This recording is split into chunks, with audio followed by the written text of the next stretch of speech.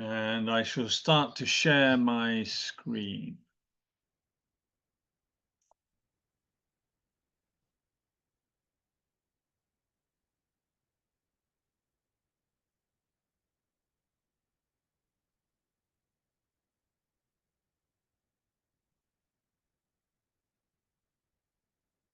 Hang on.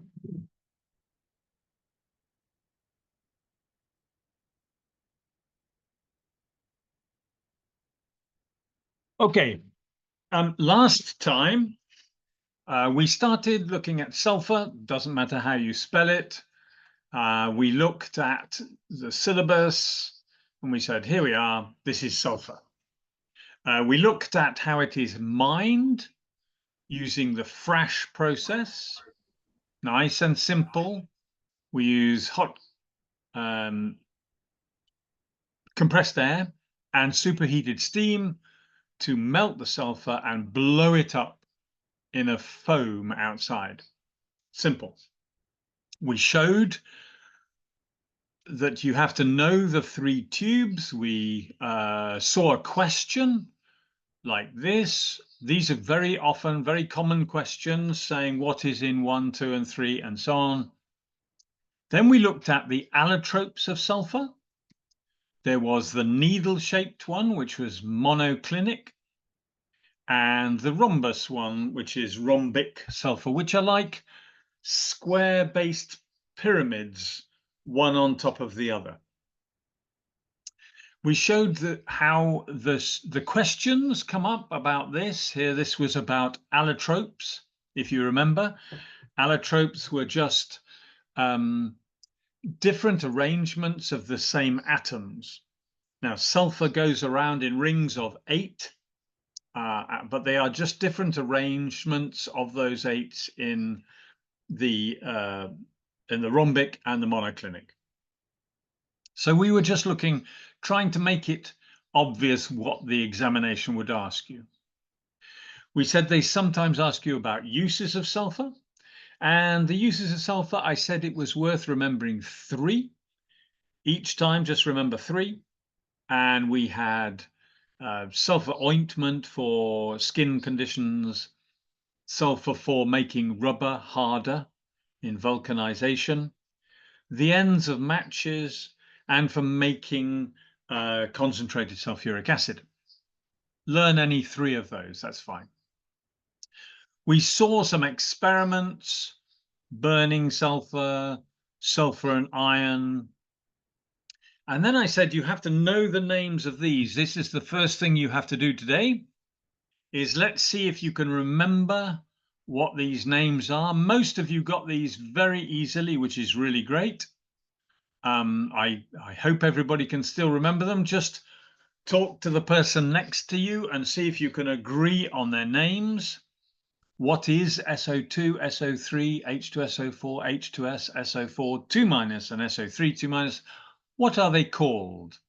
Just agree with your friend next to you. No need to write it down. We did that last time. Just make sure you can name them all. I'll give you all the names in just a moment.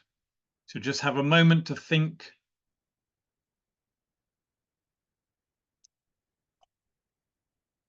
Okay. Many of them have 2 names, like the first one could be sulfur dioxide or sulfur 4 oxide. They're both correct. They're both perfectly okay. Dandora girls, we would like to answer, like to state the names of the... Go for it. So the first one, sulfur 4 oxide. Good. The second one, sulfur 6 oxide. Correct. Sulphuric 6 acid. 4, 5, 6. Which No, one? Sulphuric 6. Correct. Hydrogen sulfide. Correct. Sulfate. Do you give it a number? Sulfate 6. Correct. And then sulfite. And it's also known as?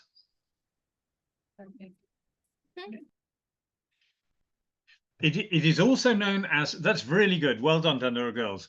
It is also known as sulfate 4 because the sulfur is oxidation number 6 in what we think of sulfate and in 4 in sulfite. But sulfate and sulfite are sort of old-fashioned names without the numbers. Now, if you went to most laboratories, they would call them sulfate 6 and sulfate 4. But for the KCSE examination, I would call them sulfate and sulfite. Here they are for those who didn't write them down. There they are if anybody wants them. We did those last time. Then we moved on. We moved on quite quickly. I'll just give a moment for anybody who wants to write those down.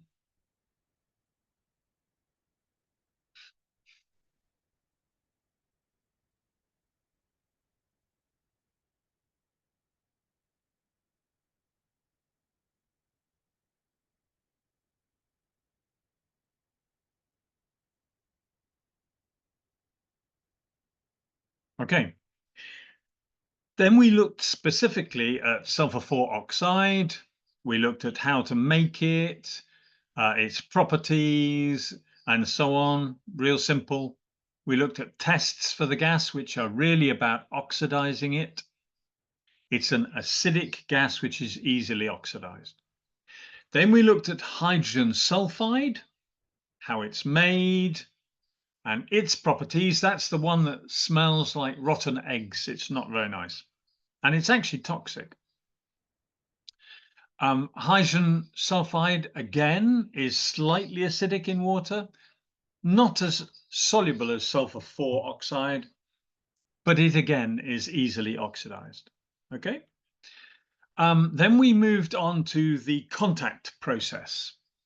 And I wrote all the equations for that.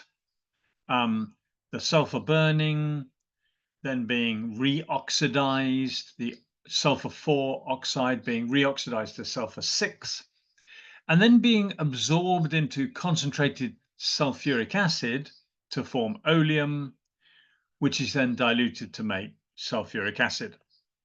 Okay, I don't think I need to write the equations again. Does anybody want me to write the equations again? Are we okay? Good. Okay. Then we are going to look at the properties of sulphuric acid. We said last time that dilute sulphuric acid is simply an acid. It doesn't do anything else. It's a strong acid. So even dilute acid, it would really hurt in your eyes. But on your hands, it's not really very dangerous to start with. You would wash it off. It will be okay. Concentrated sulphuric acid is completely different, and we will see some of its actions today. It is an acid, but it's not a very good acid because acids need water. And concentrated sulphuric acid only has 2% water. It's not enough. Not enough for it to dissociate and form the H+ ions. It is an oxidizing agent and it is a dehydrating agent. We will see all of these in little experiments, and I will write equations for each one of these. As an oxidizing agent, it oxidizes metals and then reacts with them to form sulfates. We'll see that in a minute. So there's no need to write this bit down. We will see it in just a minute. As a dehydrating agent, it takes the elements of water out of a chemical. That's different from a drying agent. A drying agent can only remove H2O molecules.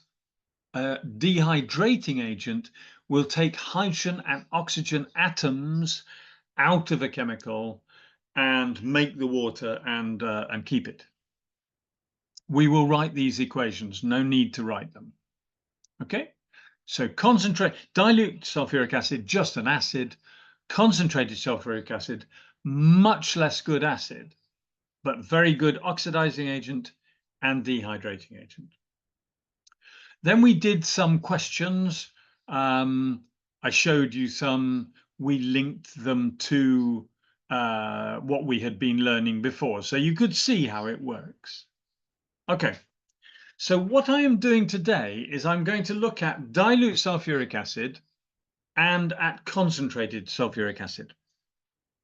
We are going to write some equations. We are going to watch some videos of the reactions, and hopefully we will know them all at the end. The first thing is that we've got to remember that an acid simply does this. Dissociate. Now, sulfuric acid is what we call a dibasic or a diprotic acid. So, whoops, diprotic, which is the same as dibasic. Okay, that means it can do this. Whoops, sorry, that's minus. Or it can do H2SO4, 2H plus, and the sulfate 6. They're both correct. This one happens first, and then the second one is lost. So it can produce twice as many hydrogen ions as something like HCl. Okay, let's see a couple of little videos and write some equations. Excuse? Hello? Yeah, we had a question. Okay. What the states of concentrated sulfuric 6 oxide concentrated sulfuric 6, is it aqueous or liquid? Like, what's the difference? It's liquid. So if we write concentrated sulfuric acid, it's a good question. If we write concentrated sulfuric acid, so concentrated sulfuric acid, we would write conc H2SO4 liquid, because it is 98% H2SO4 and 2% water. So you can't say that the sulfuric acid is dissolved in water.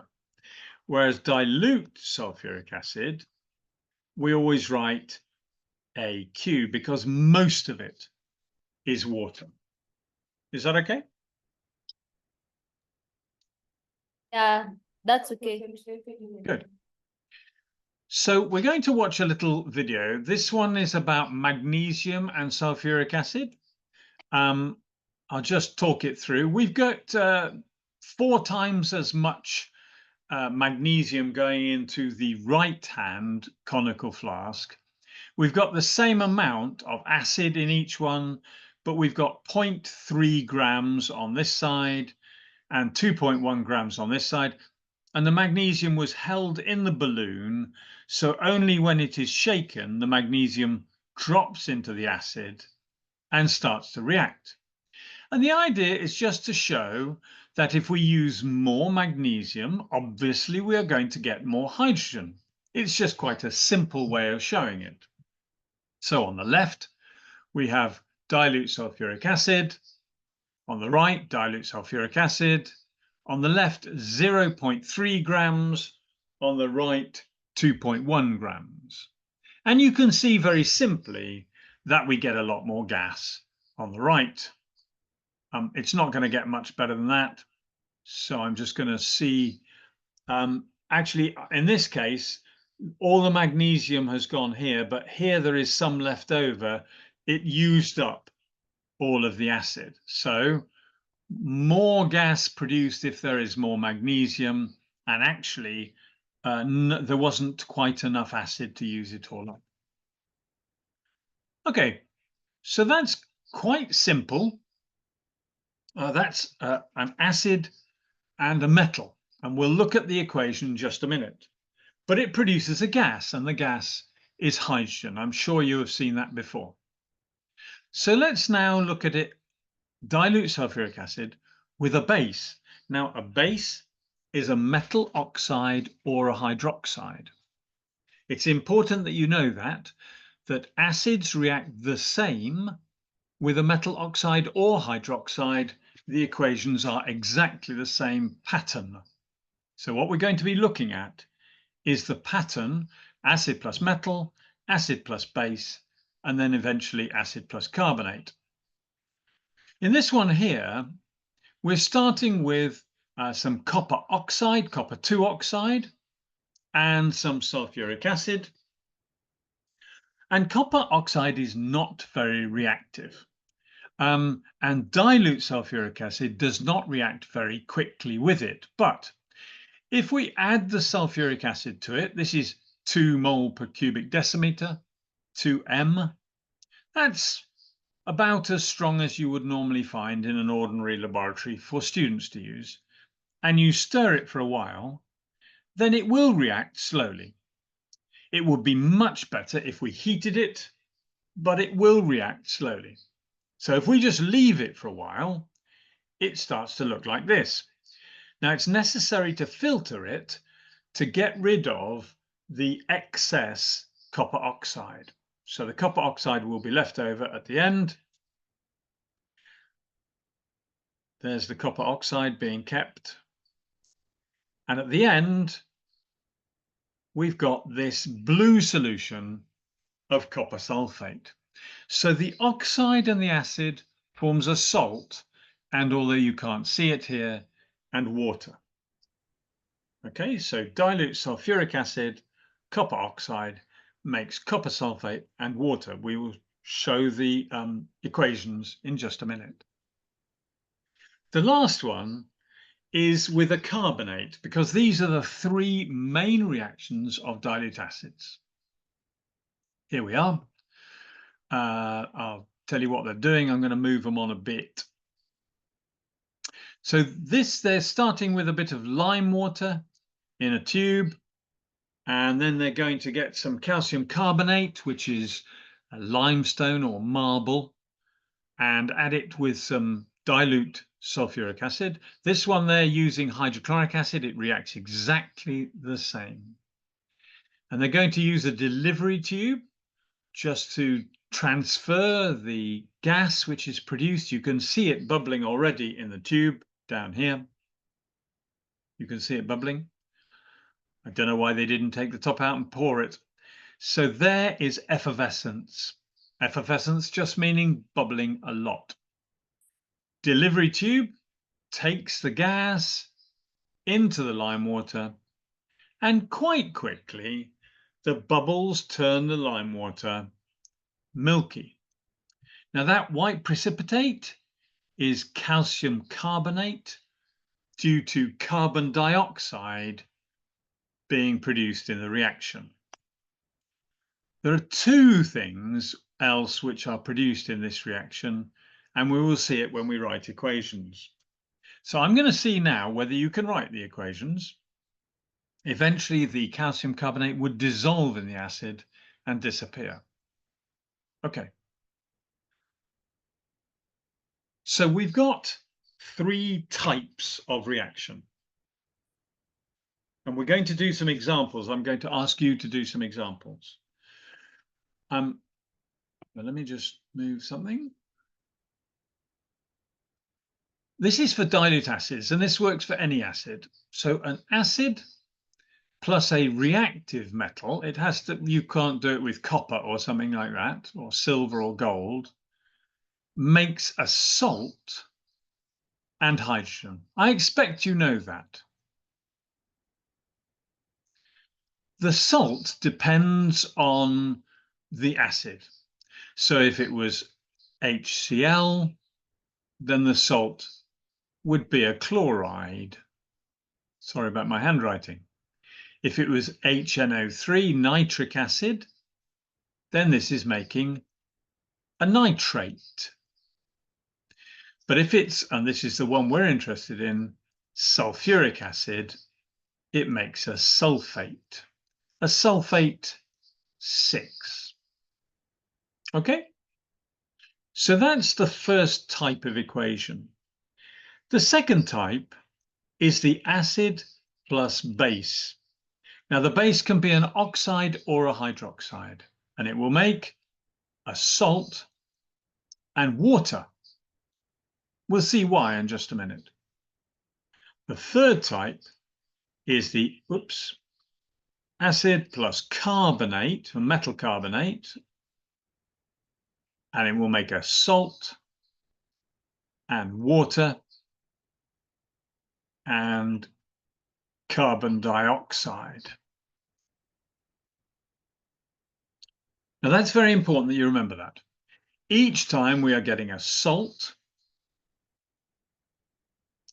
and then because the metal doesn't have anything that's attached to it, it just displaces the hydrogen and we get hydrogen.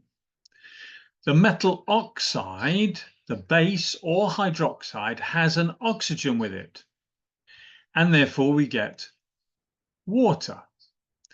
The carbonate has enough oxygen to form the water and then leave over CO2 there. So that's how it works. So let's see if we can write some equations. Okay, I hope everybody's got that who wants to have that. Oops, sorry.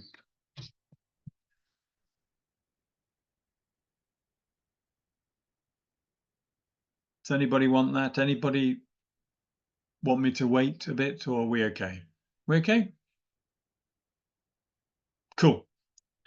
Okay, here we have some equations. So I'm going to ask you to write these equations. Okay. So the first one is going to be H2SO4 plus Mg. The second one, H2SO4 and Na. This is not an experiment you would do in the laboratory because it's very dangerous. The next one, H2SO4 and CuO, copper 2 oxide. The next one, H2SO4 and CaOH2, calcium hydroxide.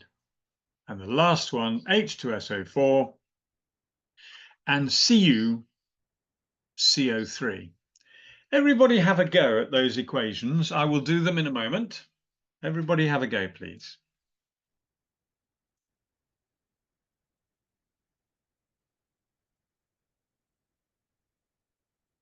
Are you going to have a go at this, St. Mary's?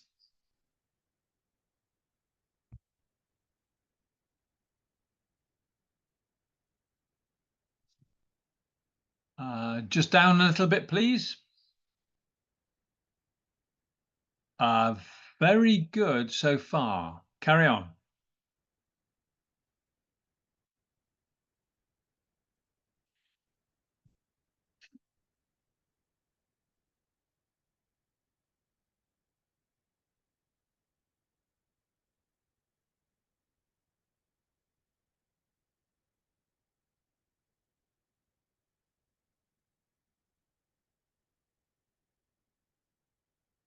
Down just a little bit, please. That's better. Your second one is not balanced, but the rest are very good.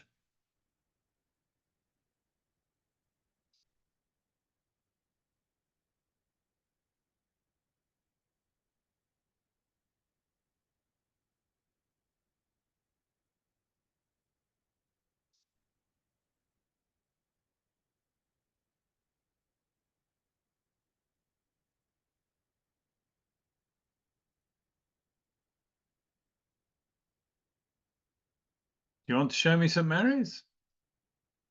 Dandora, I know we can't see, I can't see you.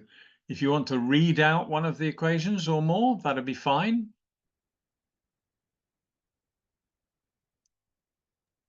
The first one. Yes. Magnesium sulfate. Yes. Yeah. Hey, hang on. Give me the whole equation. Oh. Down a little bit, please, Mathari. Excellent. Well done.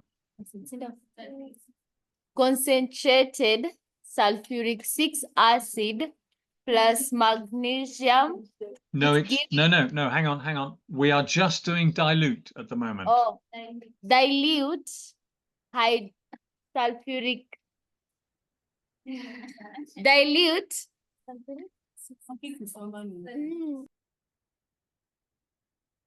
I think all you have to do is to tell me your equation like H2SO4 plus Mg goes to, and so on. Hang on, St. Mary's, I'll have a look.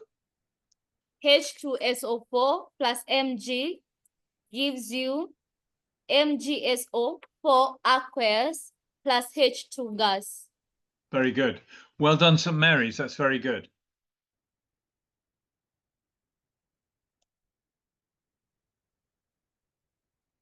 So I think we're all agreed then that this one here will be MgSO4 and H2, and Dandura was absolutely right. We should add their state symbols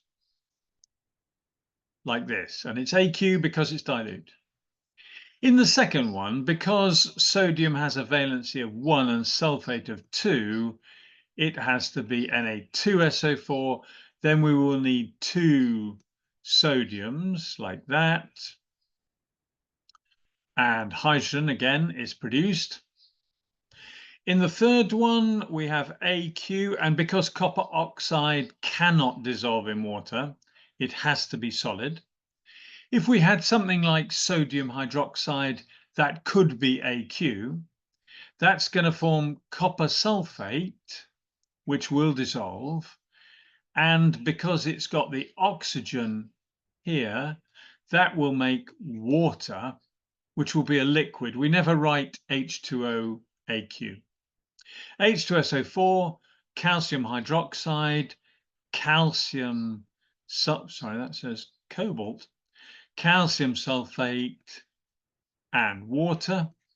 In this case, we have 2 hydroxides, 2 sulfurs, so we've got enough to make 2 waters. And the last one, because it's a carbonate, is going to form copper sulfate. Lovely blue color. That's a solid there. I'll just add the other state symbols. And therefore it can form water and carbon dioxide, water as a liquid and carbon dioxide as a gas. So there they are. And I know the top students in Mathari and St. Mary's got those all right, which is really good. Well done. Very, very good indeed. So let's have a look now at concentrated sulfuric. Now, concentrated sulfuric acid, as I told you, is a weak acid. It is a weak acid because the H2SO4 does not have enough water to do this properly. Whoops. HSO4 minus. Oh, where's my rubber gone?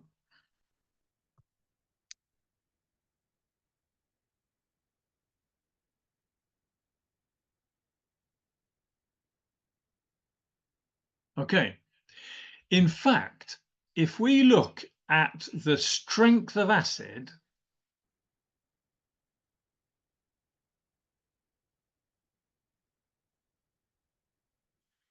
in other words, the concentration, and we look at the time taken to dissolve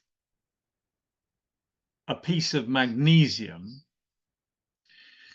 if we look at, say, 5 molar, okay, so let's say 1, 2, 3, 4, 5 molar, 6, 7, 8, 9, and so on, we will find the time taken to dissolve a piece of magnesium, whoops, looks like this. Here, the acid is too dilute. Here, it's taking more and more time. It's too concentrated. In other words, not enough. Whoops. Water. That's because in these equations, actually, and you have probably been told this, what is happening is this.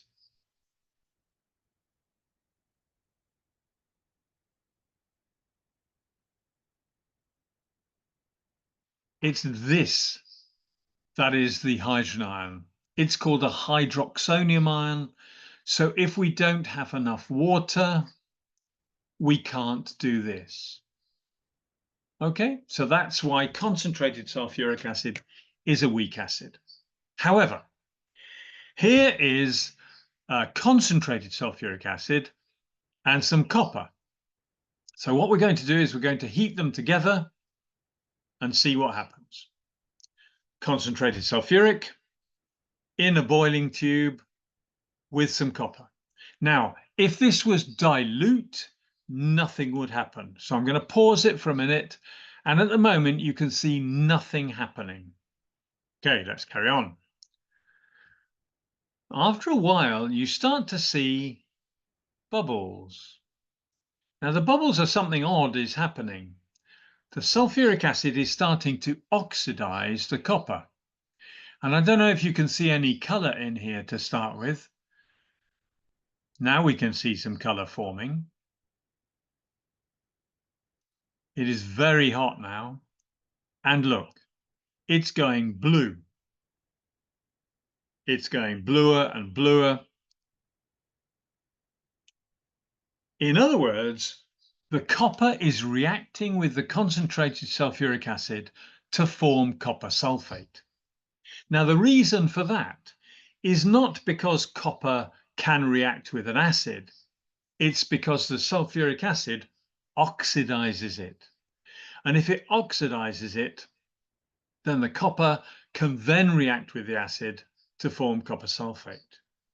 It does take heat. It must be heated.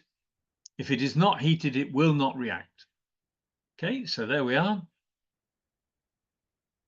Heated, copper sulfate gets very hot.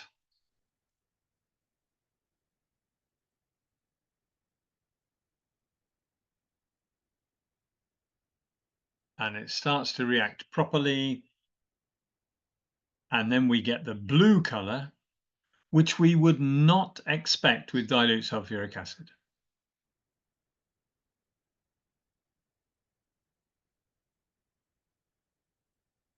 So there it is at the end. Whoops. There it is at the end, very blue. Okay. So it is oxidizing it. Then you also need to know about concentrated sulfuric acid and a halide like sodium chloride. So we are talking about sulfuric acid and sodium chloride or sodium bromide or sodium iodide. Okay, so that's what we're interested in. Excuse me. So concentrated sulfuric acid is being added to sodium or potassium. It doesn't make any difference. And immediately we get a reaction. This is a gas coming off very, very fast. So the sulfuric acid liberates something. If we test it with an indicator paper, and the indicator paper is damp, it shows an acid. You can see it going pink there. So an acid is being produced in this. Okay. Let's look at, this is it with sodium bromide or potassium bromide. Okay, exactly the same sort of thing happens. Concentrated sulfuric acid goes in, but this time not just white fumes, but also orange fumes. Now the orange fumes, because it is bromide, are bound to be bromine, and that's really unpleasant. That's a very, very dangerous reaction. So in other words, concentrated sulfuric acid and a halide produces an acid, and in some cases, the halogen itself. All right, let's just see that again. Very fast reaction. Dilute sulfuric acid would do nothing. Lots of gas given off, and the gas is acidic. We can see that there. Okay, so we'll write the equation in just a minute. You may know that ammonia is used. Ammonia is used as a test for hydrogen halides, like HCl, and it gives a very dense white smoke. Let's just see that. So they bring the ammonia in. That white smoke is a test for the hydrogen halide. Okay, we'll write the equation. And the last one is concentrated sulfuric acid and an organic material. Sucrose, sugar, C12H22O11, is reacted with concentrated sulfuric acid in a very famous experiment. You will see it now. Oh no, adverts. I get so bored of adverts. Right, concentrated sulfuric acid, sugar. They're going to be mixed together. So quite a lot of sugar. If your teacher has ever shown you this, it is quite exciting.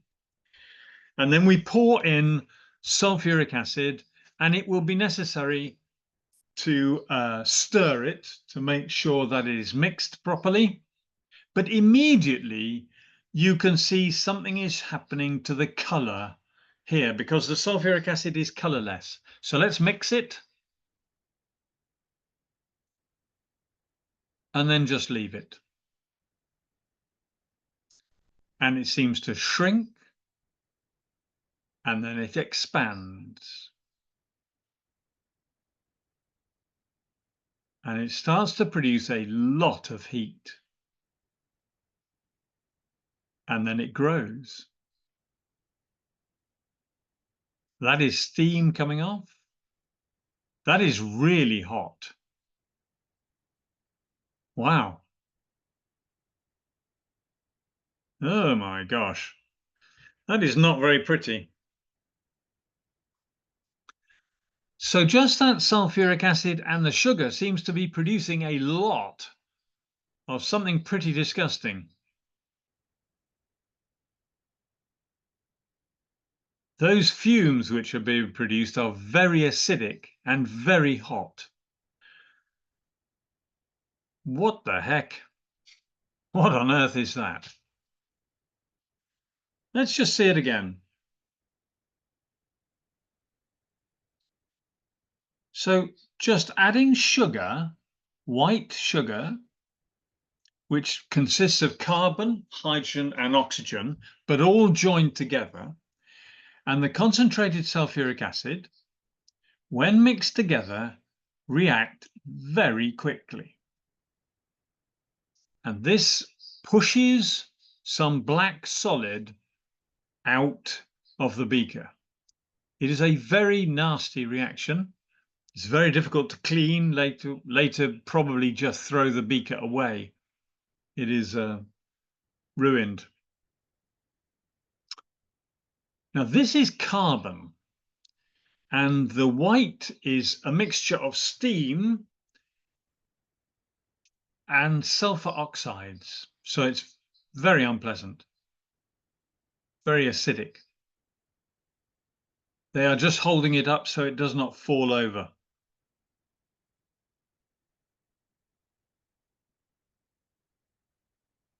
Wow.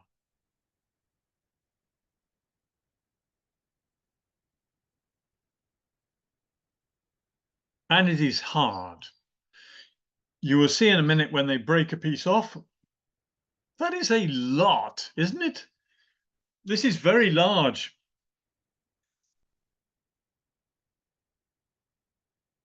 Wow. All of that from just this much sulfur. So they've sped it up a little bit.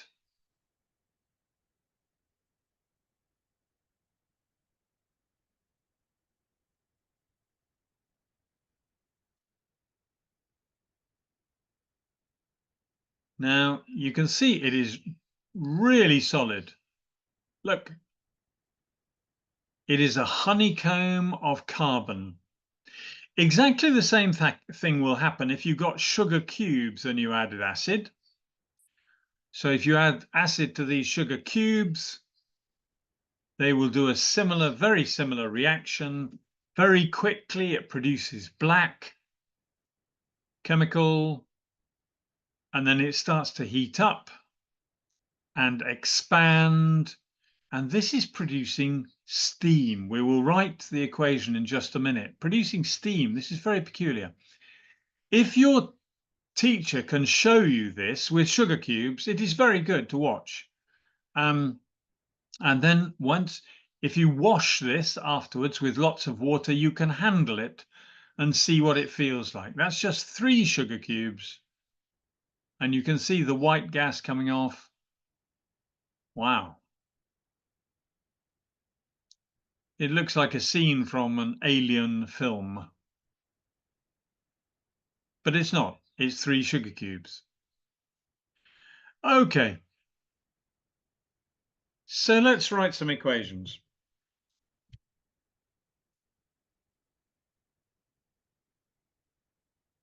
So we have seen sulphuric acid with copper, sulphuric acid with a halide, and now with an organic material. So what happens is this. With concentrated sulphuric acid and copper, we get copper sulfate. For that to happen, what has to happen also is that we get sulfur dioxide. Now, they do not expect you to be able to write the equation, but every time we get copper, because this is copper in 0 and this is copper in +2, so some of the sulfur must go from +6 to +4. So in other words, that there is a reduction while the copper is oxidized.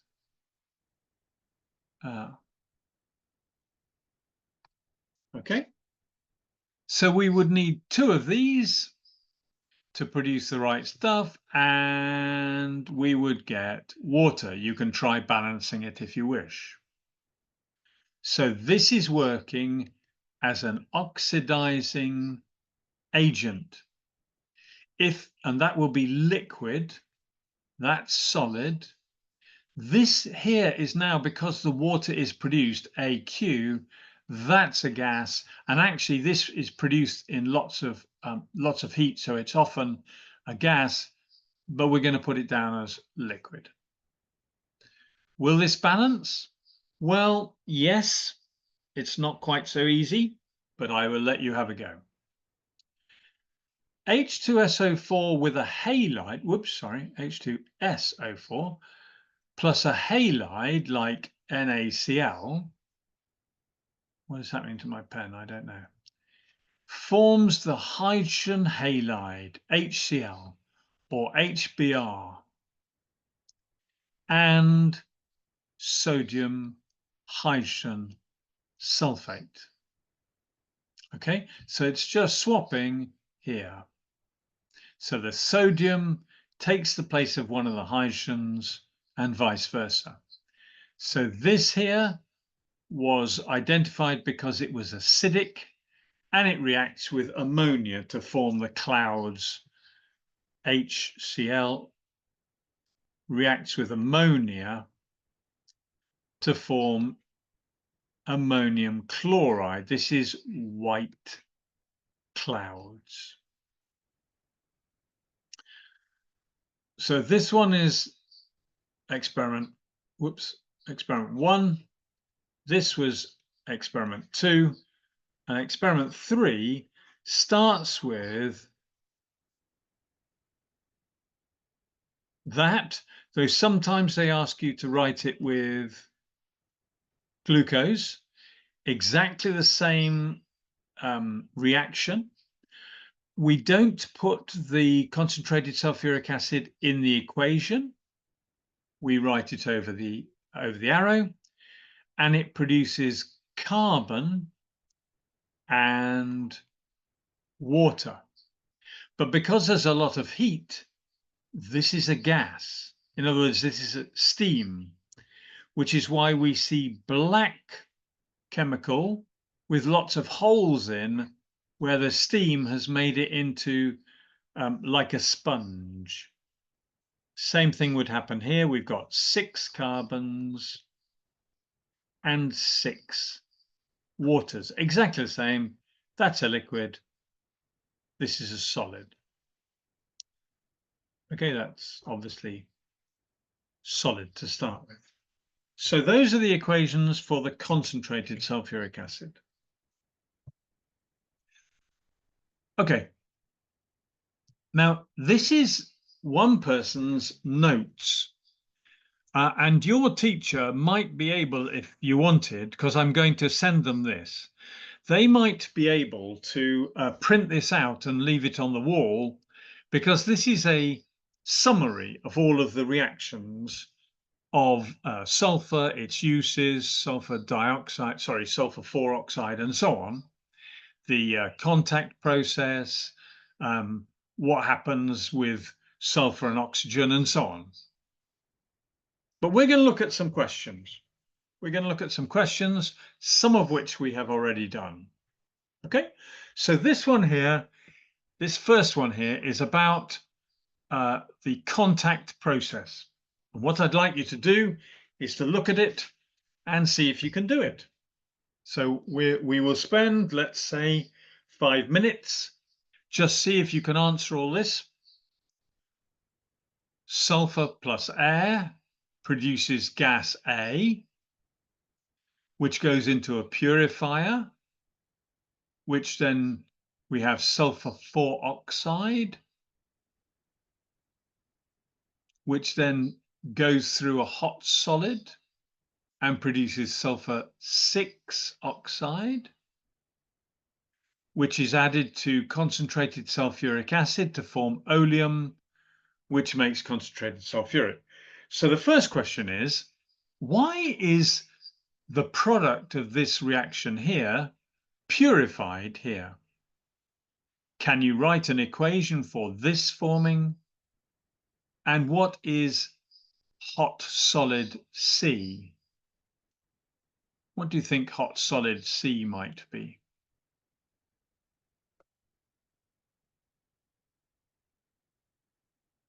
This is from the contact process. If you would like me to, I could go through the contact process again. Would you like me to go through the contact process again before we answer the question?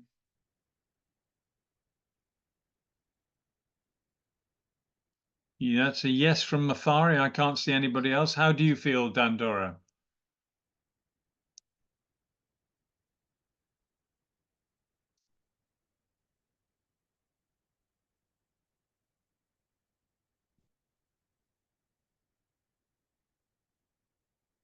Oh, Dandora's gone. In fact, it's only Mathari. Well, if only Mathari is here, then we will definitely go through it. Oh, hang on.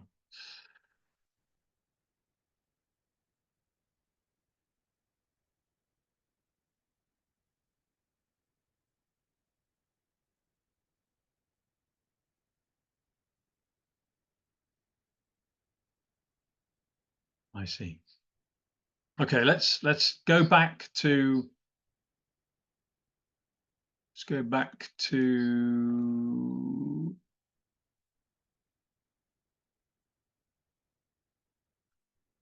this, the contact process. Hang on.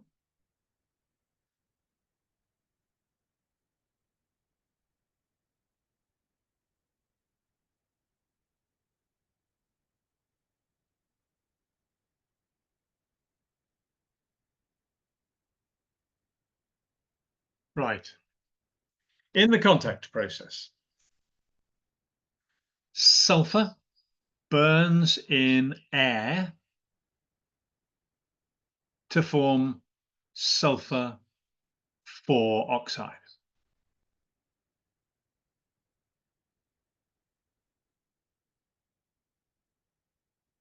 The sulfur, whoops, don't do that. The sulfur dioxide is then added to more oxygen, and in a reversible arrow reaction, we get sulfur 6 oxide gas again. This balances 2 and 2. But between here, this first reaction and the second reaction, we have to purify it. So we have a purification here. And I'll tell you why in just a minute. So sulfur 4 oxide reacts with oxygen to make sulfur 6 oxide. And you have to know the conditions for that. And that is the catalyst, V2O5, and a temperature of around about 450 degrees Celsius, and a pressure of about 2 or 3 atmospheres. Pressure. Okay, temperature is that, pressure is this. This is the catalyst. And the reason that this is a catalyst is that it is quite cheap and very effective. But the purification is to stop the V2O5 being poisoned. If we do not purify, get other gases from the air, stick to the surface of the V2O5 and make it useless. The third bit is that the SO3 is then absorbed into concentrated sulfuric acid to form, and this is easy because you just put all of the atoms here together. H2, S2, O7, and this is the chemical called oleum, and it's a liquid. It's also called fuming sulfuric acid. And the fourth bit is that is mixed with water to make 2 concentrated sulfuric acids. In other words, it is like adding SO3 to water to make sulfuric acid, but that doesn't really work. So we do it in 2 stages. So 3 plus 4 is really doing this. So there's the oleum, and this is concentrated sulfuric. Oh, look, I've spelt it with an F. Sulfuric acid. That's the 98%.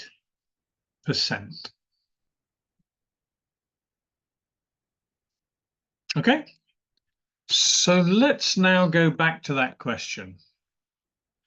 Remember, the catalyst for the second bit is V2O5. So let's go back to the question. Here we are. So why are the gases A and oxygen, that's gas A, which we know is SO2. SO2, why is SO2 and the oxygen purified? Well, this is, we want to make sure that the catalyst is not poisoned. Okay, the catalyst is not poisoned.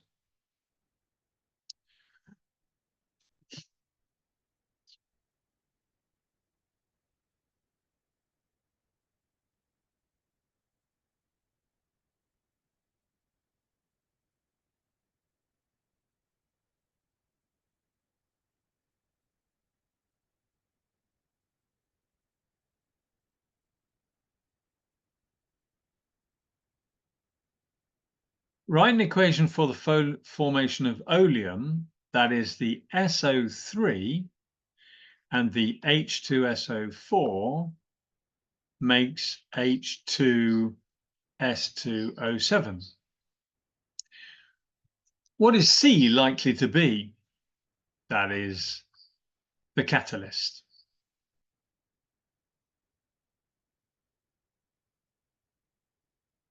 Okay. So that's quite a difficult question, but if you know your contact process, it's not. Here's another one. Have a look at this.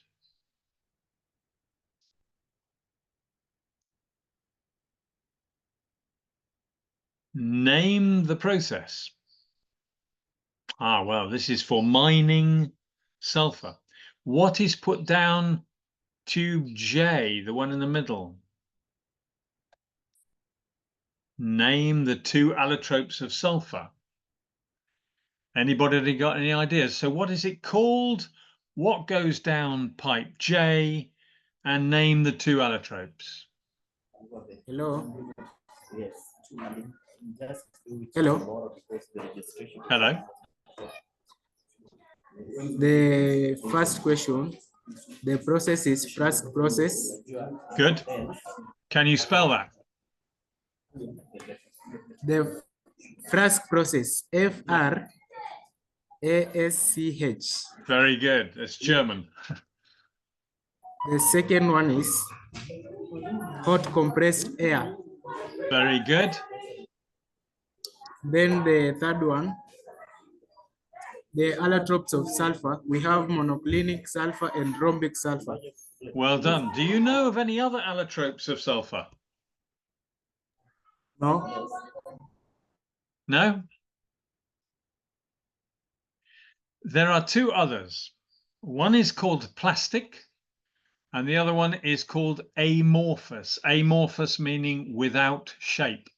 But the ones they are looking for here are the two which they say you need to know, which are rhombic and monoclinic. Very good, St. Mary's. Well done. Okay, now here are two equations, and it is of concentrated sulfuric acid. I think the students who are here now today are very good, but I often tell my students when they are looking at a question, they should remind themselves what the question is about by underlining the critical words. So they want to remind themselves that it is concentrated sulfuric acid. If they don't remind themselves of that, they might start thinking, oh yeah, look. So I get them to highlight things. I say, oh yes, it's concentrated sulfuric acid. So if it's concentrated sulfuric acid, what is happening? Well, this here, does anybody know the name of this chemical here? I doubt it, but I could draw it. It looks like this.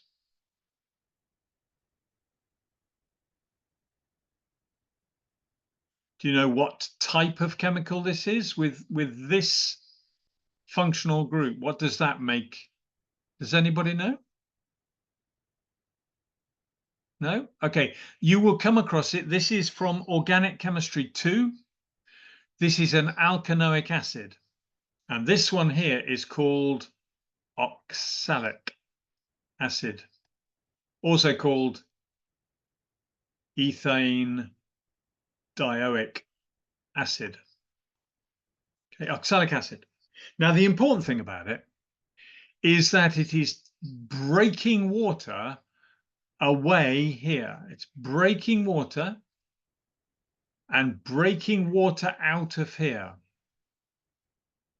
Okay, so the water is not just from here, it's actually being broken out of the chemicals here and it's decomposing it. So this means that this is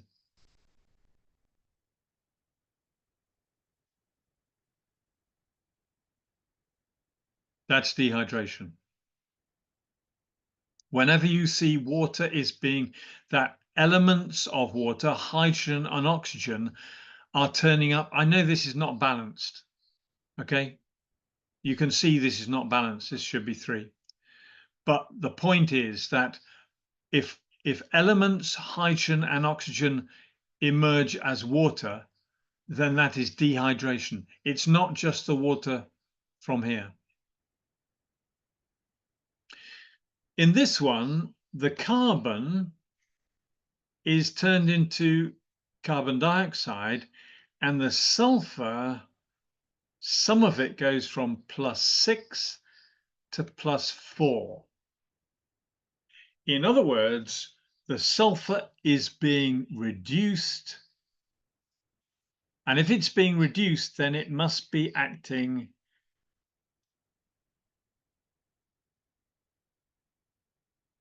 as an oxidizing agent.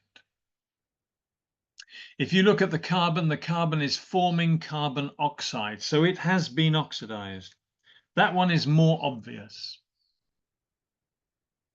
Okay, that's the end of the lesson, really. We have some more questions, but we can look at them another time. So I'll just stop sharing. And I will just stop the recording.